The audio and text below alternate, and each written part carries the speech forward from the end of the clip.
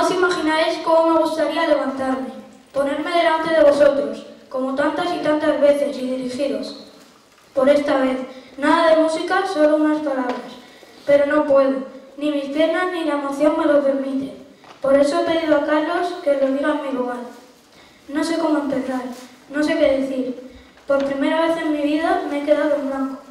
En mi cabeza se agolpan tantas imágenes, tantos recuerdos, y en mi corazón tantas sensaciones y tantas emociones que me sería imposible transmitiros todo lo que siento. He leído vuestros comentarios, en cada uno de ellos me dais las gracias, pero ¿quién debe dar las gracias a quién? Yo puse todo mi empeño en enseñaros y vosotros en aprender. De esa mezcla nació algo tan hermoso que ha marcado nuestras vidas y ahora no estaría aquí si no fuera por vosotros. En el mundo de la música hemos cosechado muchos éxitos, pero el que me llevo hoy es el más importante.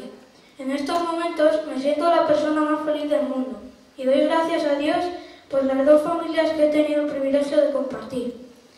Cuando salga por esta puerta me iré lleno de orgullo, lleno de satisfacción, y eso sí que no me lo podrá quitar nadie nunca. Os llevo a todos y a cada uno de vosotros en mi corazón. Gracias por haberme hecho tan feliz una vez más.